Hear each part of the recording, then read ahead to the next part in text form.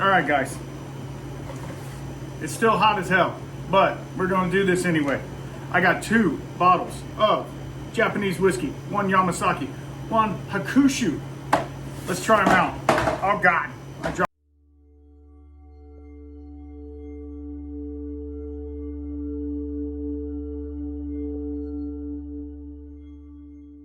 it. All right, we got Yamazaki in the left hand, Hakushu in the right. These are both Japanese whiskeys. They are actually from Japan, so that's awesome. The Suntory distillery.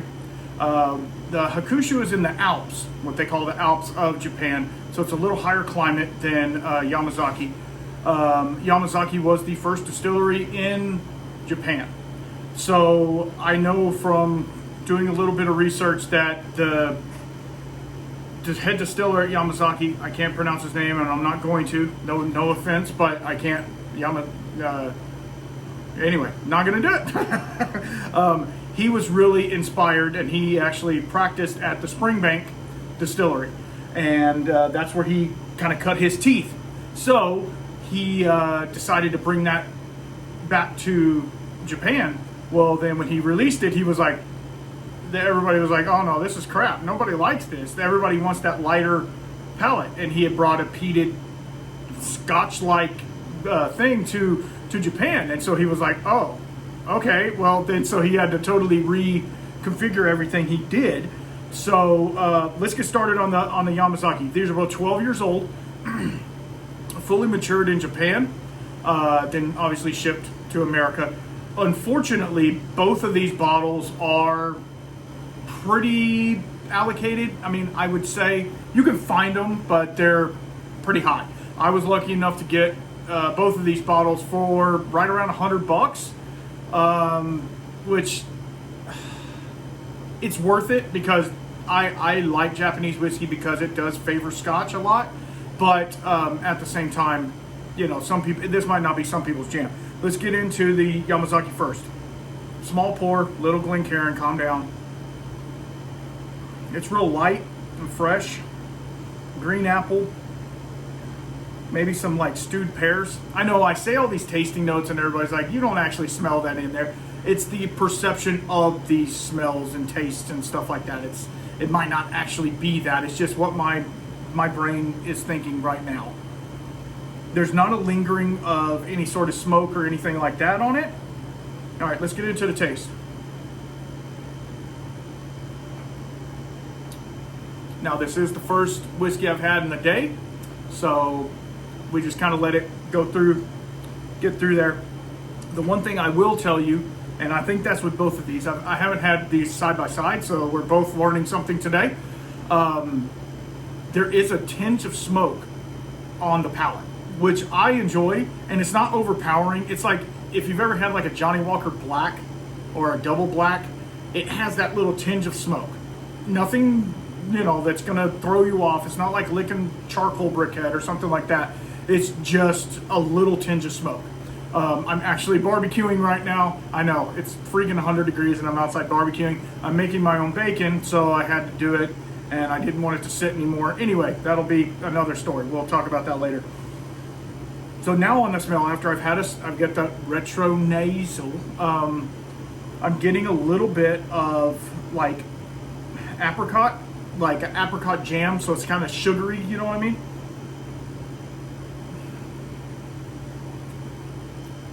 And the smoke is really subdued. It's a really light flavor. Honeysuckle, that pear comes through, which pear to me doesn't have a lot of flavor. It's just an innate sugary sweetness and kind of a fruitiness, if you want to call it that. It's kind of a strange thing. I did not bring water. What is wrong with me? I didn't bring water. Oh well. So I've had these bottles for a while. I actually killed them. Well, I didn't kill them.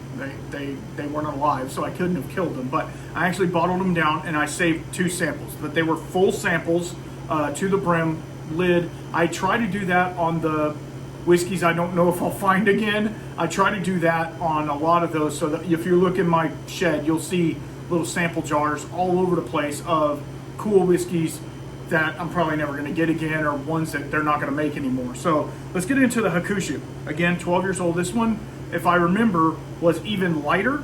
So I think this one had a lot more green apple, but let's smell.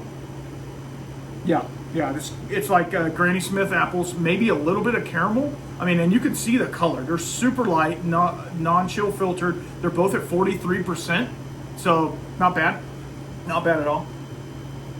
I would have liked it a little higher, maybe 46 would have been a little bit better. Yeah, I'm getting green apple, maybe a little bit of hint of caramel on it. Let's get in it. Okay, so this one to me is a little bit more astringent. When I say astringent, it's a little bit more prickly on your tongue.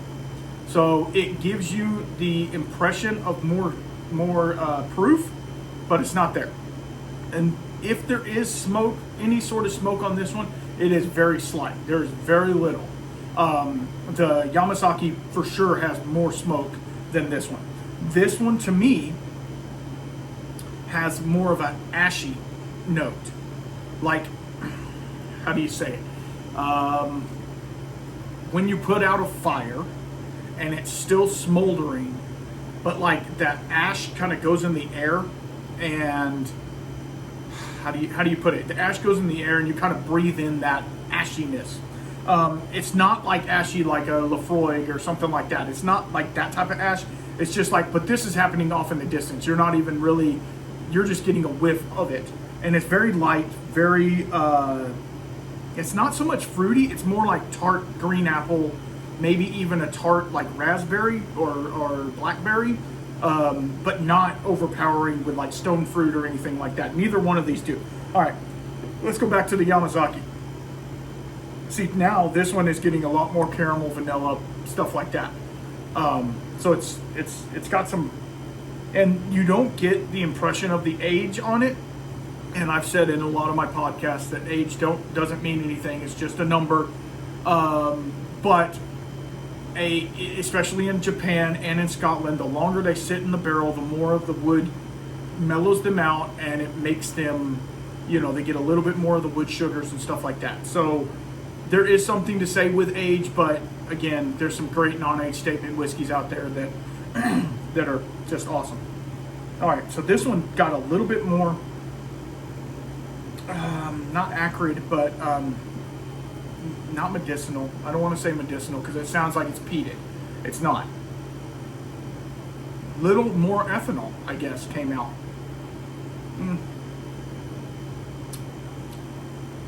Okay, yeah. It's definitely a little more hot the second time I went to it. Going back to Hakushu, we're fireballing this back and forth because I'm trying to see personally which one I prefer more.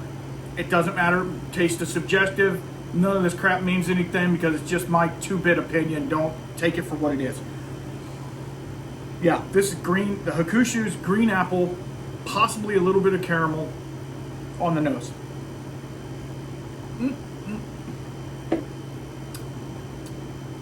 Yeah, that little bit of ash. Whereas on the Yamazaki, it's more smoke. This is more ash. It's very slight. There's hardly any in there. Wow. Okay. This is going to be hard. This is going to be pretty hard. I don't know. Okay. Yeah, this one, it's just getting hotter.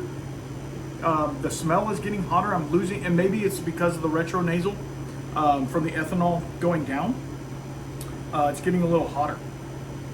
I'm not picking up all of the lighter notes on it, which is, not bad. It's not good either.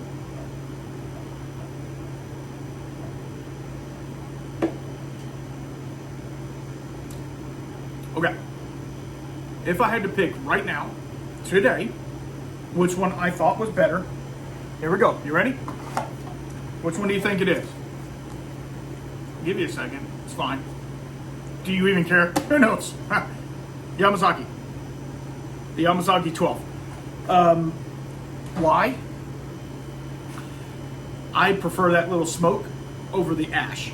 I prefer smoked meats. I prefer, I'm not really big on like ashtray, stuff like that. So take that for what it is. I would recommend either one of these. Sorry, I keep setting them down. I would recommend either one of these whiskeys to you if you were looking for a good Japanese whiskey. Both of these are amazing. I prefer this one today. I try this tomorrow, the next day, I might prefer this one. It's just kind of the mood you're in. They are both excellent. Obviously, I've drank both of them down other than a couple little samples, which I might finish off, tonight. Might do a bottle down ceremony or something on it, a full bottle down. The Yamazaki I actually put in this bottle, I wrote when I did it, was back from 2020. Yeah. So, it's like 3 years old. So, yeah. That's pretty crazy. The Hakushu, of course, I didn't put, which I know that one's newer. My bottle was newer. So, the fact that it kept that flavor in the sample that I got is really nice. Oxidation is a thing. We've talked about that multiple times.